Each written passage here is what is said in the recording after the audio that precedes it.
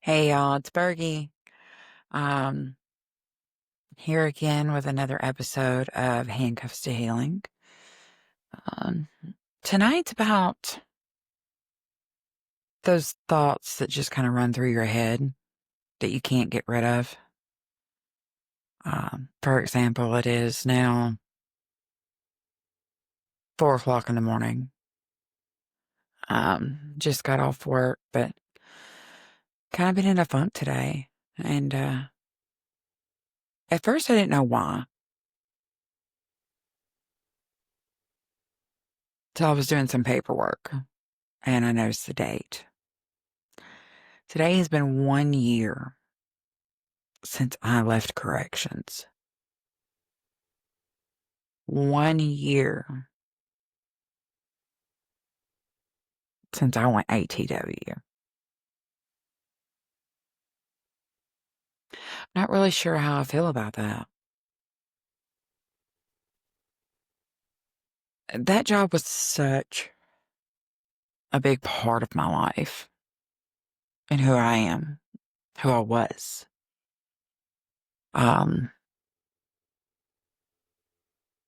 it's funny how you can let go of things and you can let go of your demons, but they don't always let go of you and let you live a peaceful, normal life and move forward because you don't always know what is forward. You've been doing the same thing every day for years. What is forward? What happens next when that's all you've known for almost a decade?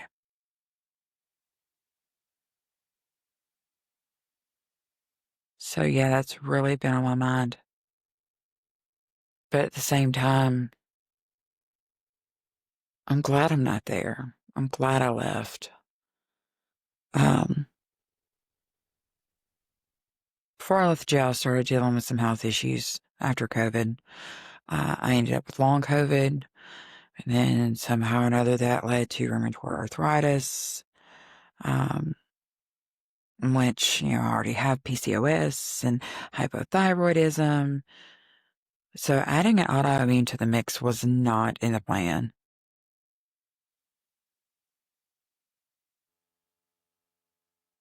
2020 rocked us with COVID. 2021, it was a little bit more manageable. 2022, we could see the end in sight, kinda.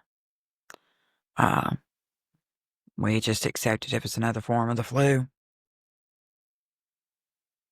pretty much.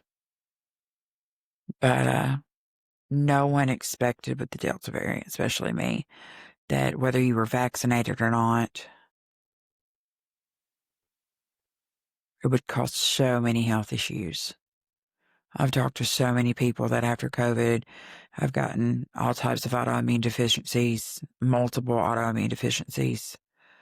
Mine just happened to start with RA and affect all the other things I had going on already. For me, RA was the beginning of the end because I could not be the person I once was. I couldn't be the officer I wasn't. I couldn't go into a pod that had COVID or flu or the sniffles because I would immediately get sick because I was on an autoimmune suppressant to help with the pain.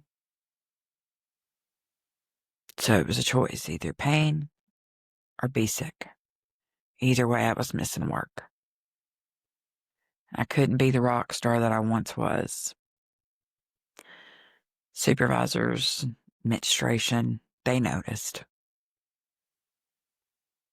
They didn't care about my health. What they cared about was me being there and doing the 20 jobs that I was able to do before and bounce around and handle everything like I always did. And I couldn't.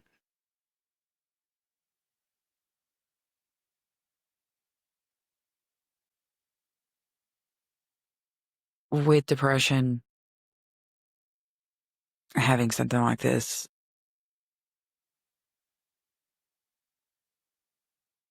it rocks you because you can't be the person you were. You can't do the things you were. You're always tired. You're always just, I mean, it sucks to always plan out something in my head and how I want this to be organized and how I want to do this and how I want to go do that. And if it's not my depression, anxiety, bipolar, whatever, um, saying, yeah, I'll make plans and then end up having a meltdown and now I'm staying home. It's the pain. It's the, I can't get enough sleep. I'm exhausted. That keeps you from having a social life. Um, so yeah, that's took a lot from me because I loved my career and I loved my job. I loved being able to walk into the pods and talk to my people, to my guys and my girls. Um, I used to enjoy my coworkers. Some I still do, but that's only because they're my kids or because they were there in the beginning and were part of that close-knit family that law enforcement's supposed to be.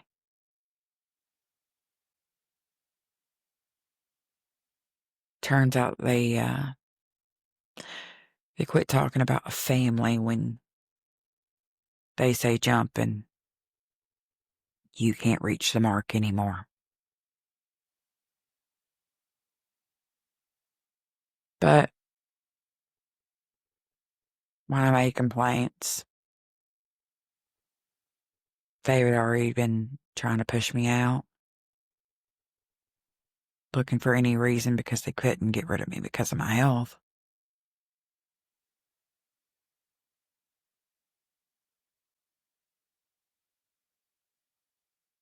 And it's just sad.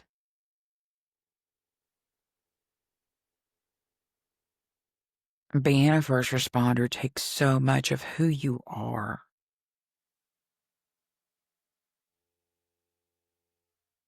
You lose a lot of your personal identity because you become the officer, the CO, the firefighter, the sheriff, the deputy, the EMS.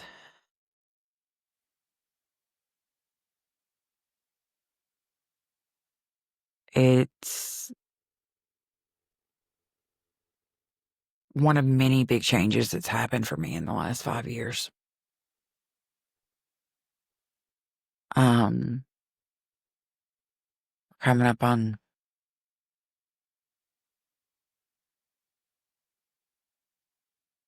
you another year of me being divorced. It's been 5 years in June since we separated, but it'll be 5 years in December that the divorce was final. Same day of the month.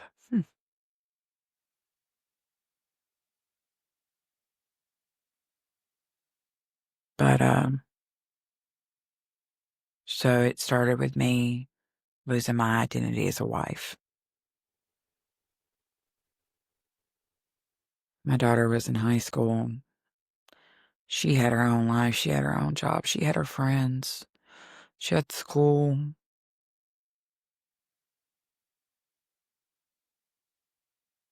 And she had turned from that little girl that used to crawl in my lap and love me so much to this young woman who didn't really need mom anymore. Now she definitely doesn't need mom anymore, but she's in college. She's doing her own thing. She's made a new home for herself. And I couldn't be more proud of her. That child has been my saving grace. But her finding her own way in her own life kind of took that position of mom away too. No more softball games, no more PTA, no more classroom parent, no more chaperone field trips.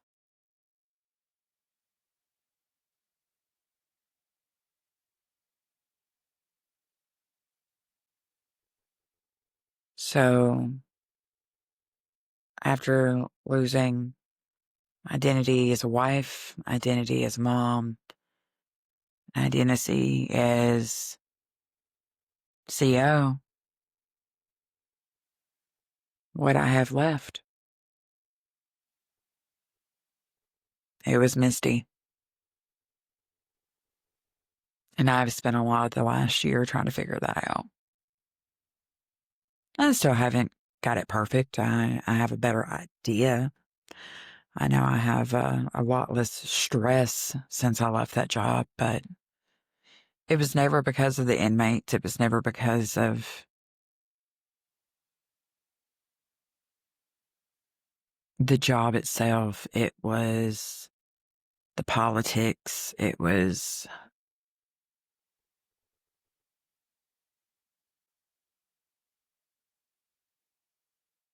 bureaucracy, I guess.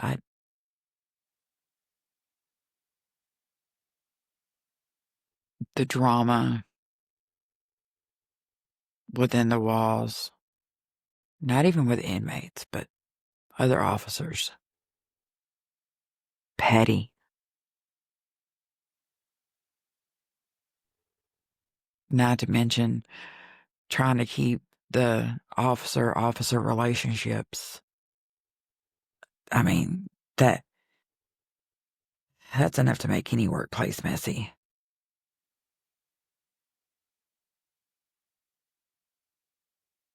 The always stressing because I was being told that I wasn't a good officer anymore, that I wasn't an exception, and that I could not expect to be accommodated for my health issues when so many others were.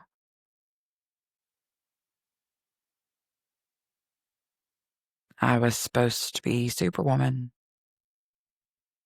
I was supposed to be Burgett, who always came in and fixed things or solved a problem, and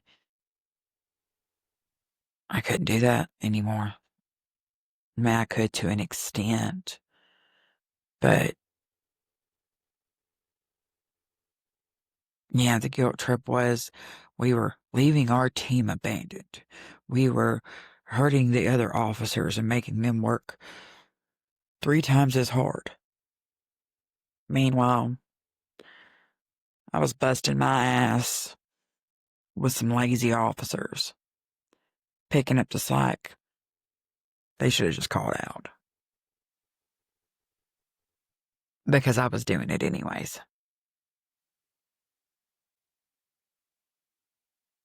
Can't tell you how many times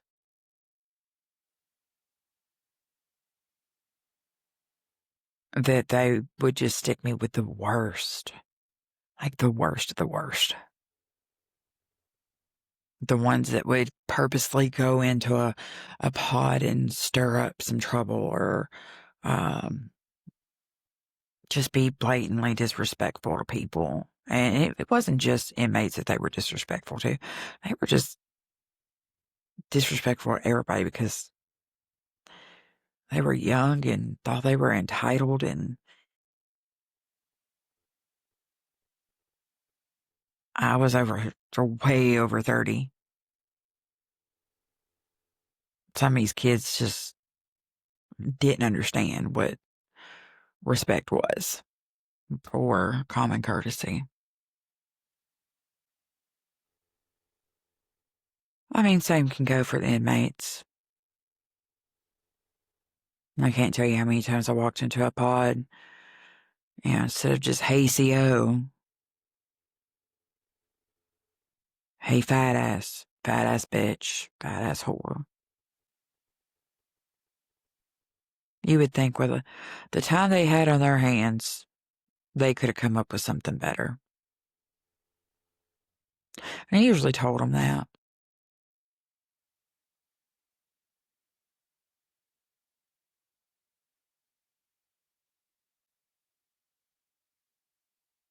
I guess I just miss the interaction with people every day.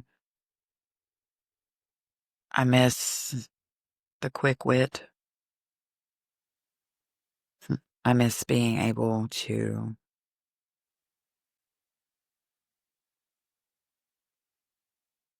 go in and add some structure to chaos.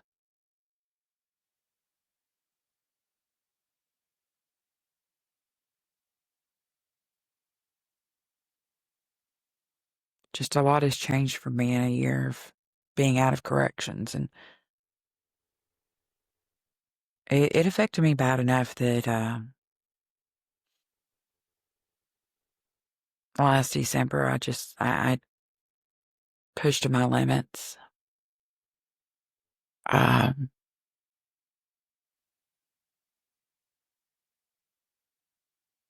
I mean, I found a job right after, but it wasn't the pay. Didn't it doesn't have insurance. It doesn't have so many of the perks that a county job had. I was just miserable and depressed, and I did make an attempt on my own life.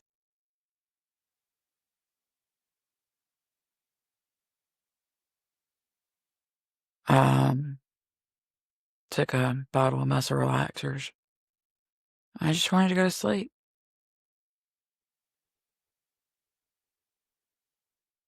Because what was the point? Who was I? I had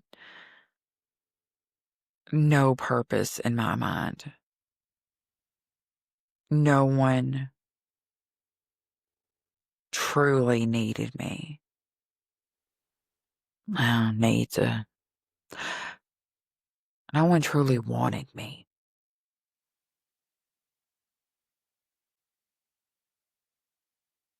Um, and even though I was basically begging for anyone to hear me, to understand me, and I was literally begging for help, someone to care. I didn't have that.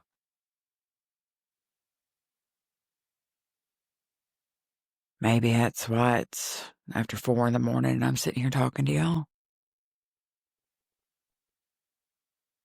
Because it's better to have someone to talk to than to hold it all in. That is one thing I've learned over the last year. That even me, the person that everyone comes to and tells their life story to and tries to seek some advice or support, my cup was empty because everybody was taking from the cup and I was pouring from it heavy, but nobody was refilling it.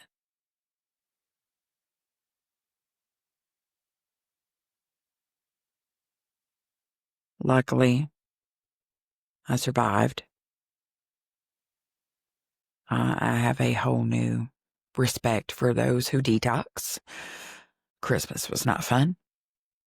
3 days detoxing off of um, I'm like muscle relaxer, Xanax combination. Uh, Yeah, mad respect. And I've seen a lot of y'all go through detox. Um, there's a lot of people that, I wasn't scared to go and hold your hair while you were purging all that crap out, or put a cold cloth on your head because you had the sweats, and then you had the cold sweats, and then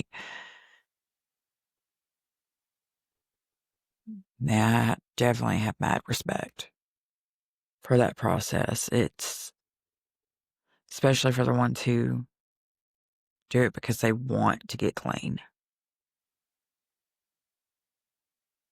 That was a rough week. First 3 days were hell.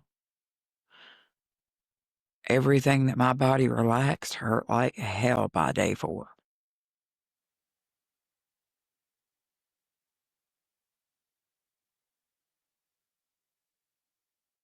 But I was able to reach out to someone, and they came running. No questions asked. Middle of the night, her and her husband show up here and stay till I knew I was going to be okay. I wasn't going to die because I didn't want to go to the hospital because, well, working in law enforcement, everybody kind of knows you.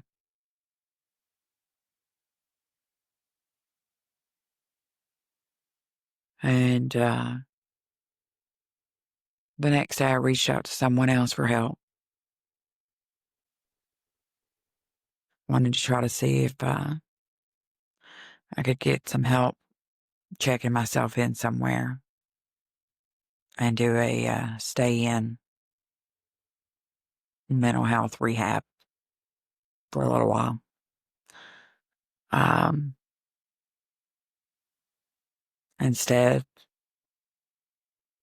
Christmas Eve morning, my house was full of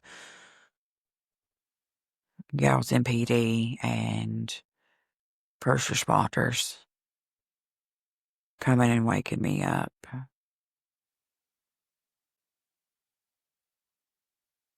Yeah, I took the CIT training too. Told them everything they wanted to hear. That I was okay. It was an accident. I didn't take as much as they were told. Blah blah blah. Just need to sleep it off. I was good. Bad thing is the officer that showed up worked with me at the jail. She wasn't very nice to me then. So why the hell would I trust her when I'm at rock bottom?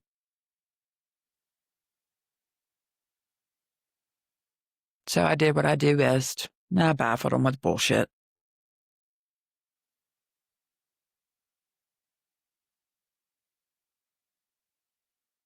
But it is what it is. I'll never do it again. Because over the last year, I have realized that I'm not ready to die. I'm not ready to give up. Yeah, I have definitely been through the shit, especially the last 5 years. But obviously, I'm still here for a reason.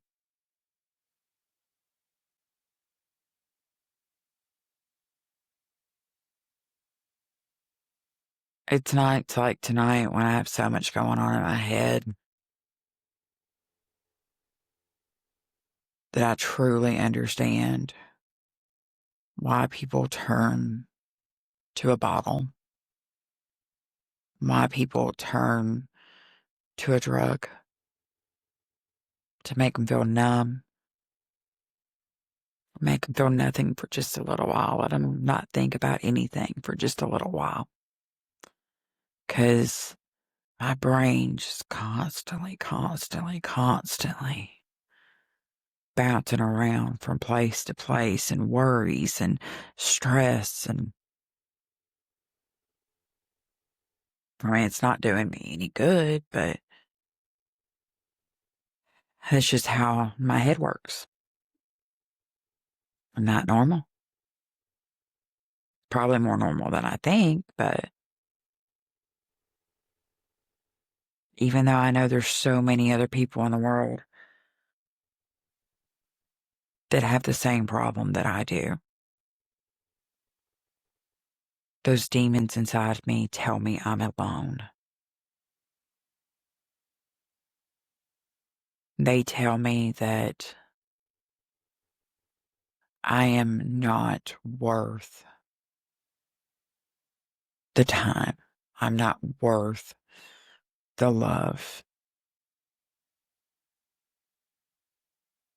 I'm not worth the work that it takes to love me. I be the first to tell you I am hard to love.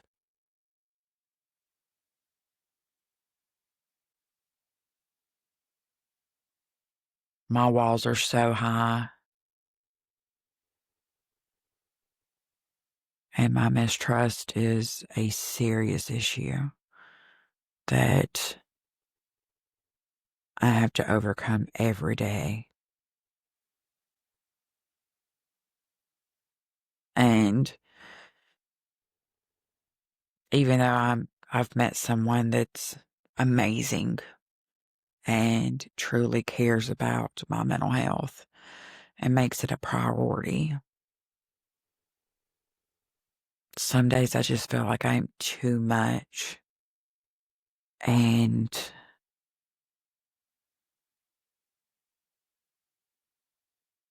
he shouldn't even bother.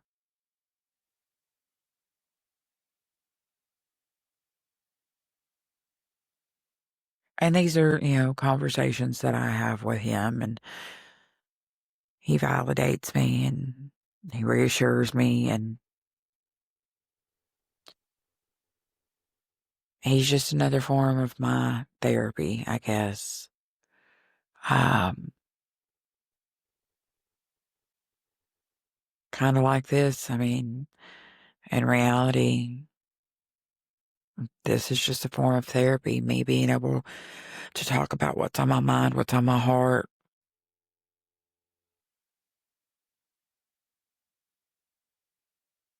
But hopefully, someone out there can relate and take away that we are worth it. We are worthy of love. We are worthy of being treated fairly. We are worthy of respect and self esteem, and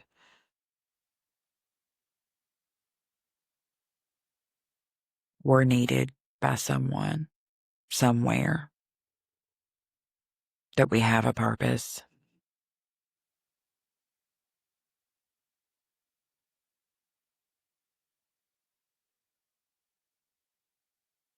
They can't all be bad days. Even bad days always have one sliver of something good that happened. Whether it's just the fact that you woke up, whether it's the fact that you ate your favorite meal, something good has to come from it.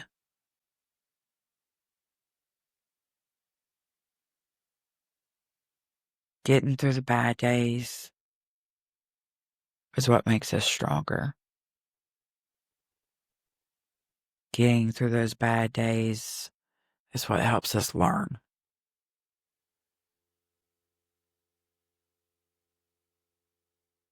Getting through the bad days is what makes us survivors. No matter what the demons in your head tell you.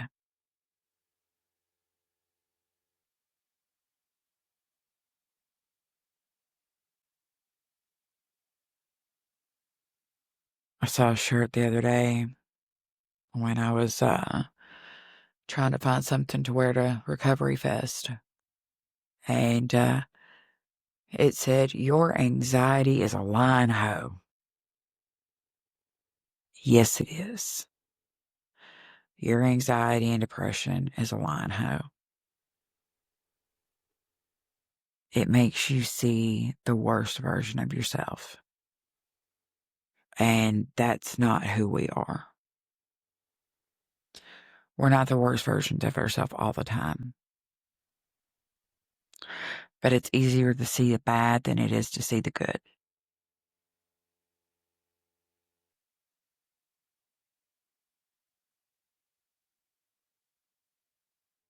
Well, I'm going to wrap it up for tonight. Try to get some sleep. Tomorrow's a new day.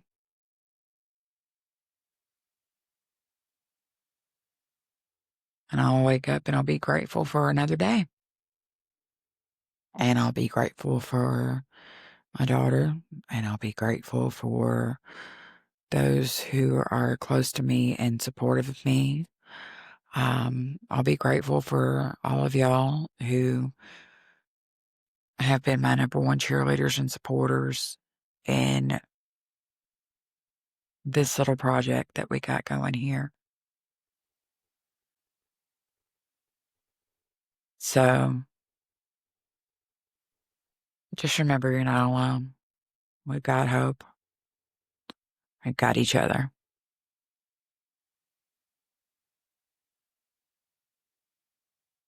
Again, if anybody wants to reach out and join me on here and tell your story, or you want to ask questions, send me an email at handcuffstohealing@gmail.com. I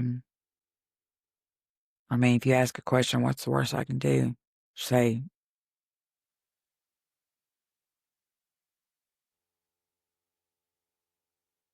I try to be as transparent as I can, because if I'm not honest with y'all, I can't be honest with myself. And being honest with myself is something that I'm working really, really hard to do these days.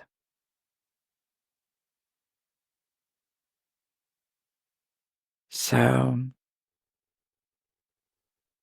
good night, sweet dreams, and tomorrow's a new day, guys.